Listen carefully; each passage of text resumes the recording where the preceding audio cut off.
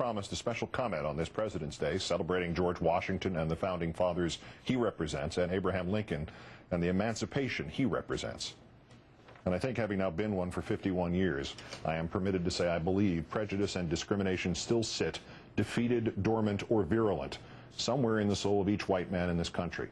63 years after Jackie Robinson, and 56 after Brown v. Board of Education, and 46 after the Civil Rights Act, and a year and a half after the presidential election, this is not a popular thing to say. This is also not a thing that should be true, even as a vestige of our sad past on this topic. But it is. Discrimination is still all around us in so many ways, openly redirected towards immigrants who are doing nothing more than following the path that brought my recent ancestors here, and probably yours too, or focused on gays, predicated on a mumbo-jumbo of biblical misinterpretations, or leeching out still against black people in things like the Tea Party movement. I think the progress we have made in the last 60 years in this country has been measurable and good, but I think discrimination has been tamed, perhaps not eradicated. For our society still emphasizes our differences as much as our similarities. We may be 63 years from Jackie Robinson, but we are not yet 63 days from a man going on national radio and telling us the President of the United States was elected only because of the color of his skin. Discrimination, I've always thought, is a perversion of one of the most necessary instincts of survival. As a child, put your hand on a red-hot stove and you'll quickly learn to discriminate against red-hot stoves. But at that age, you're also told you need to beware of, say, black people, and you will spend your life having to fight against wiring created in your brain for no reason other than to reflect someone else's prejudice. And it need not even be that related to trauma. The other night in the hospital, my father was telling me about seeing Satchel Paige pitch. At Yankee Stadium, this was. The time was about 1941, and the team was the New York Black Yankees, and my father shook his head in amazement as he told me this. It never occurred to me, he said, it never occurred to anybody I knew that he couldn't play for the other Yankees, my dad said. We just assumed he didn't want to, that none of them wanted to. These thoughts still linger in our lives, still actively passed to some of us by people who are not like my father, who never questioned their own upbringing or parents or school or world. That older, brutal, prejudiced with impunity world, which reappears somewhere every day like Brigadoon, sometimes with virulence, as in Don Imus's infamous remarks, sometimes with utter, arrogant tone deafness, as in John Mayer's Playboy interview, sometimes with a kind of poorly informed, benign phrase like Harry Reid's comment about dialect, sometimes with the lunkheadedness of surprise that nobody is screaming, MFer, I want more iced tea at a Harlem restaurant. But it's still there. I'm not black, so I can't say for sure, but my guess is the reverse feeling still exists too, the same doubt and nagging distrust, only with the arrow pointing the opposite way. And I guess it's still there too among Hispanics and Asians and every other self-identifying group, because this country, since the Civil War, has not only become ever increasingly great, not merely for dismantling the formalized racism of our first 200 years on this continent, but because we have been dismantling a million years of not fully trusting the guys in the next cave because they are somehow different. This all still lingers about us, all of us, whether we see it or not. And since it's no longer fashionable, indeed no longer acceptable, it oozes out around the edges, and usually those who speak it don't even realize that as good as their intention might be, as improved as their attitudes might be from where they used to be, or where their parents or grandparents used to be, or where America used to be, it's still racism. Thus it has become fashionable, sometimes psychologically necessary, that when some of us express it, we have to put it in code, or dress it up, or provide a rationalization to ourselves for it.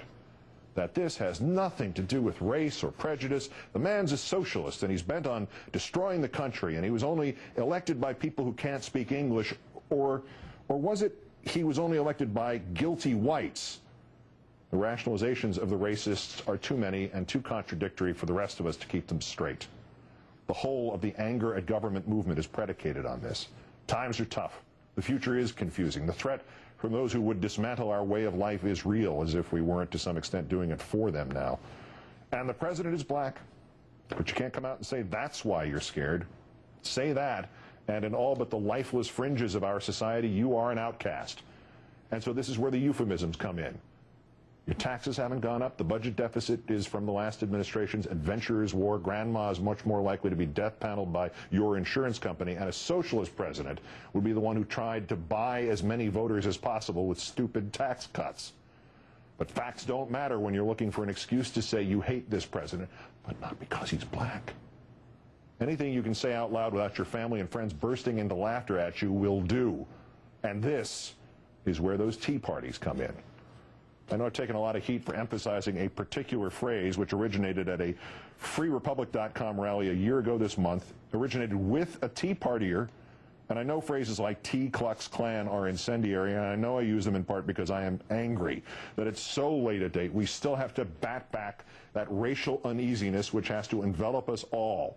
And I know if I could only listen to Lincoln on this of all days about the better angels of our nature, I'd know that what we're seeing at the Tea Parties is, at its base, people who are afraid, terribly, painfully, cripplingly, blindingly afraid. But let me ask all of you who attend these things, how many black faces do you see at these events? How many Hispanics, Asians, gays? Where are these people? Surely there must be blacks who think they're being bled by taxation. Surely there must be Hispanics who think the government should have let the auto industry fail. Surely there must be people of all colors and creeds who believe in cultural literacy tests and speaking English. Where are they? Where are they? Do you suppose they agree with you, but they've just chosen to attend their own separate meetings, that they're not at your tea party because they have a tea party of their own to go to? Are you thinking like my father did about Satchel Paige and the Black Yankees, that they want this? My father had an excuse for that. He was 12 years old. It was 1941. Are you of the Tea Party 12 years old? For you, is it 1941? You're scared, and you're in a world that has changed in a million ways, and the most obvious one of them is something unforeseeable not a decade ago, a black president. And yet you are also in a world inherited, installed by generations that knew only fear and brutality and prejudice and difference and suspicion. The generations have gone, but the suspicion lingers on. Not all of our heritage is honorable. Not all the decisions of the Founding Fathers were noble. Not very many of the Founding Fathers were evolved enough to believe that black people were actually people. The Founding Fathers thought they were and fought hard to make sure they would always remain slaves. Fear is a terrible thing. So is prejudice, so is racism. And progress towards the removal of any evil produces an inevitable backlash. The Civil War was not followed by desegregation, but by Jim Crow and the Klan. The civil rights legislation of the 60s was not followed by peace, but by George Wallace and anti-busing overt racism. Why should the election of a black president be without a backlash? But recognize what this backlash is, and maybe you can free yourself of this movement, built of inherited fears and of echoes of 1963 or 1873. Look at who is leading you and why, and look past the blustery self-justifications and see the fear, this unspoken, inchoate, unnecessary fear of those who are different.